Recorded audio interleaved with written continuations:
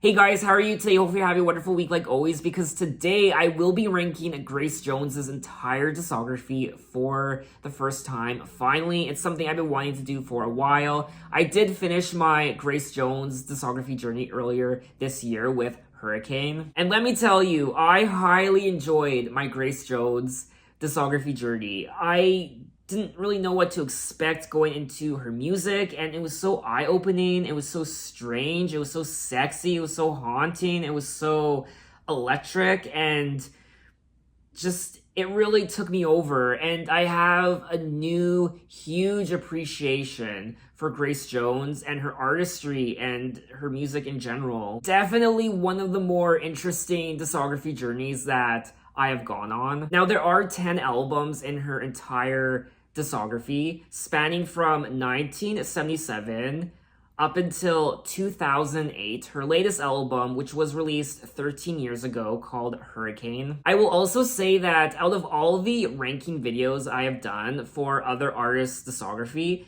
this one, the ranking for Grace Jones's discography, has been honestly one of the hardest. There was a lot of switching albums on this ranking list, moving albums down and up, and it took me a while. It was very difficult. But now I think I finally settled on a ranking that I approve of, that I'm happy with, that I'm content with.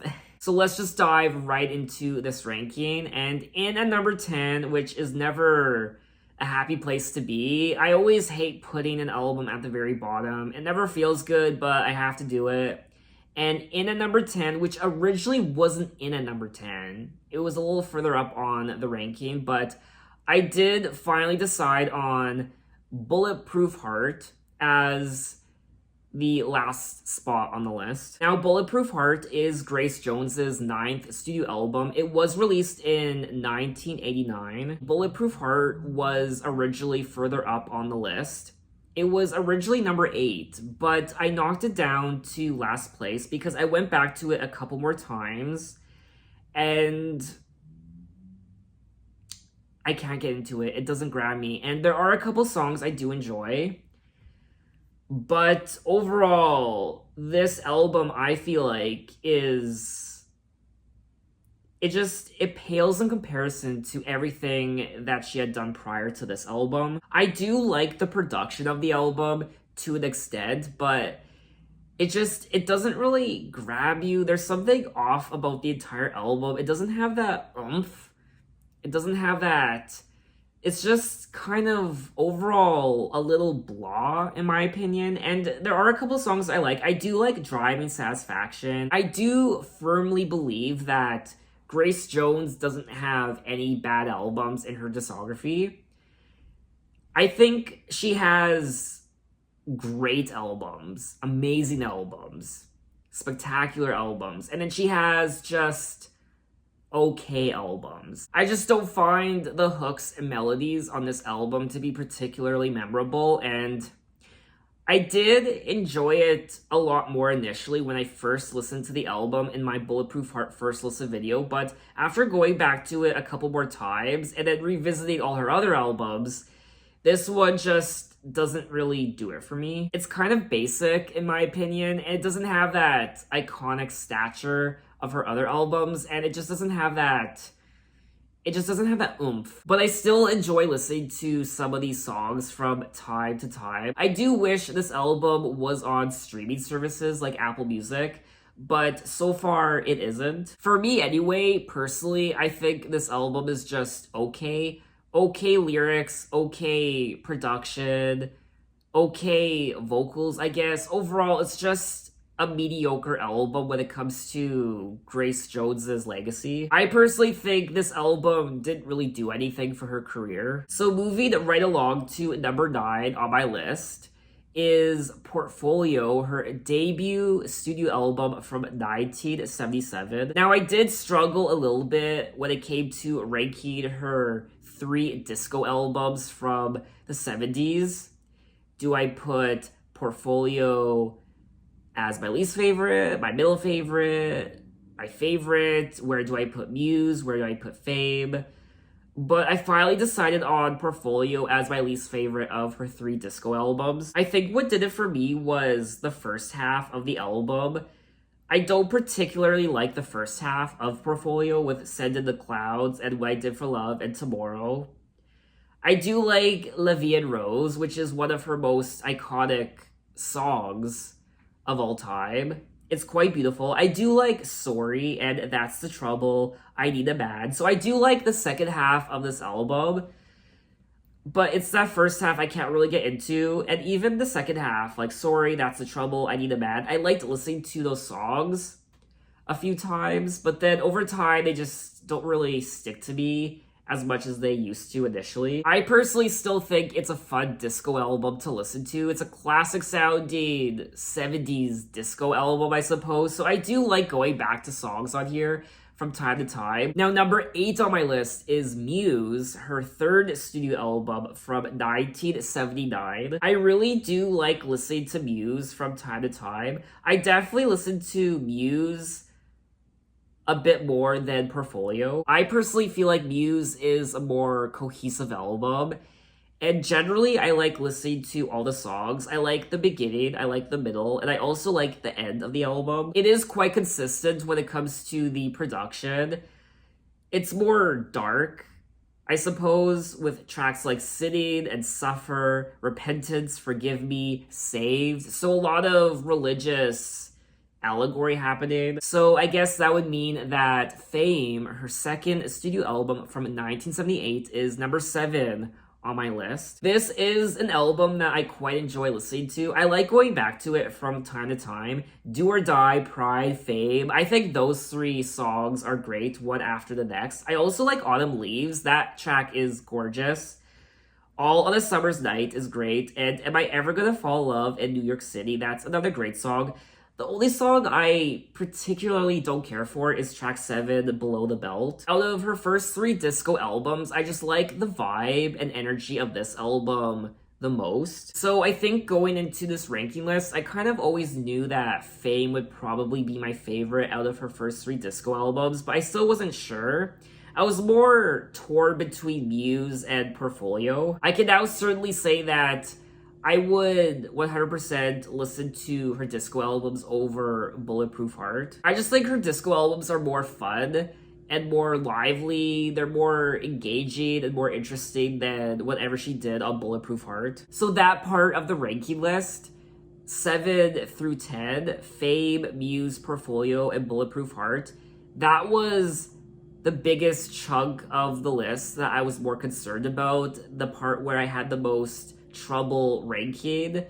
It was the part of the ranking where I was moving around albums the most. So moving right along to number 6 is Inside Story. Now this is an interesting album for me because I didn't know what to make of Inside Story initially, especially after coming off of albums like Slave to the Rhythm and Nightclubbing, Living My Life, Warm Leatherette, and then we get an album like Inside Story, and it was a little bit of a shock. It's more pop, it's not as dark, and it's more mainstream sounding than what I've come to know from Grace Jones's music, so it kind of threw me for a loop, and it took me a couple more listens to really appreciate it. I'm Not Perfect, but I'm Perfect for You is a good song. Hollywood Liar, Chan Hitchhikes to Shanghai. Yes, I quite enjoy that song. Now, I think this might be my favorite song from the album. Track 4, Victor Should Have Been a Jazz Musician. I will say,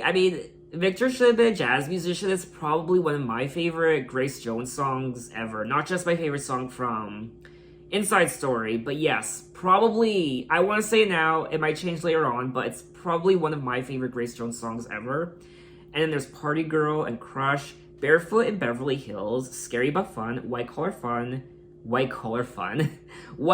Crime, and Inside Story. So I do think this is a very cohesive album.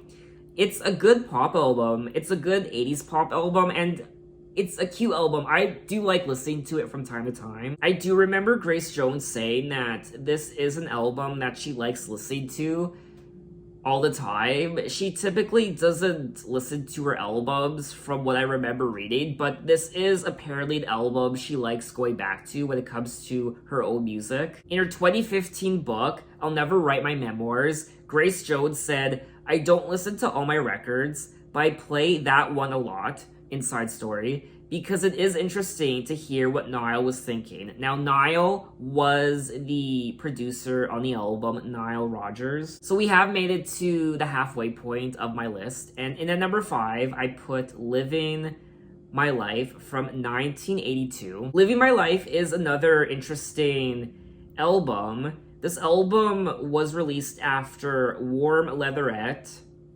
and Nightclubbing. And initially, I'm kind of thinking back to my first listen video of Living My Life, and I did like it. I just didn't like it as much as the prior two albums, Warm Leatherette and Nightclubbing. I do like the production of the album. It's more reggae, and it is quite fun to listen to. Songs like Nipple to the Bottle, My Jamaican Guy, those are probably my favorite two songs from the album, My Jamaican Guy and Nipple to the Bottle. The Apple is Stretchy, that's another interesting song. Everybody Hold Still, Cry Now, Laugh Later. Now, I actually quite enjoy that song, Cry Now, Laugh Later. Inspiration and Unlimited Capacity for Love. Initially, I was deciding if I should put Inside Story above Living My Life or below it. And I did finally decide on putting Inside Story below Living My Life. And I think one of the reasons why I decided to put Living My Life above Inside Story is because, to me, Living My Life it's more traditional sounding Grace Jones, whereas I did like Inside Story, but it's too mainstream sounding, it's too pop sounding for a Grace Jones album, in my opinion, even though it is still quite fun to listen to. I guess what I'm trying to say is I just like the aesthetic of Living My Life a bit more than Inside Story. Now, in at number 4, I have Hurricane, her newest and latest album from 2008, which was released 13 years ago, and her first album in 19 years since Bulletproof Heart in 1989. I mean, to come back with an album like Hurricane after all that time, Hurricane really is a phenomenal album. It's a wonderful Grace Jones album. It's just a very cohesive album, production-wise. All the songs flow beautiful from one to the next, and they tell a wonderful story. I like the story being told on here. This is track 1, William's Blood, Corporate Cannibal, I'm Crying, Mother's Tears, Well, Hurricane, Love You to Life, Sunset Sunrise, Devil in My Life. I like the mood of this album. I like the energy.